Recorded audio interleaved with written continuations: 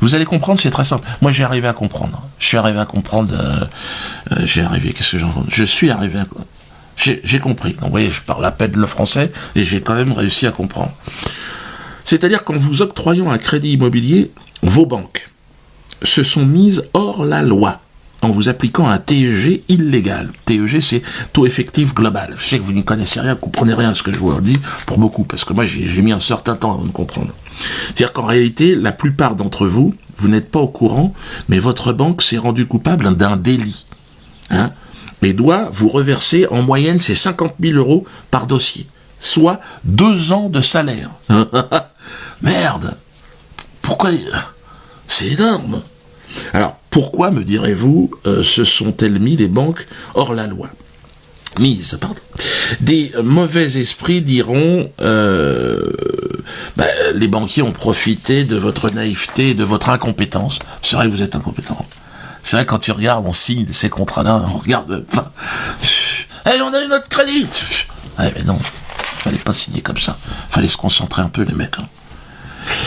Alors, certains vous diront que, on a profité de votre incompétence pour vous faire payer plus cher. D'autres vous diront que le calcul du TEG est complexe et soumis à des règles européennes qui évoluent constamment.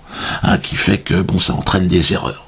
Des erreurs qui pénalisent toujours les mêmes, c'est-à-dire vous, les vaches à lait. Jamais les banques font une erreur dans l'autre sens. Bon, c'est bizarre, mais bon.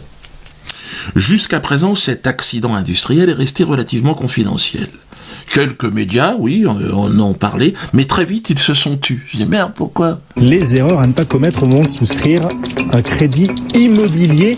On va voir comme ça quelles sont les différentes erreurs à surtout ne pas commettre. Déjà, c'est plutôt l'inverse. C'est plutôt profiter des erreurs que la banque a faites pour en tirer profit.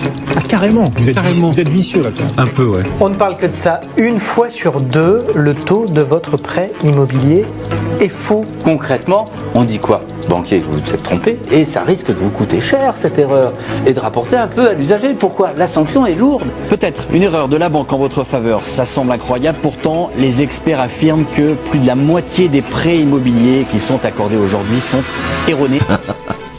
La pression des banques aura certainement eu raison de leur devoir d'information.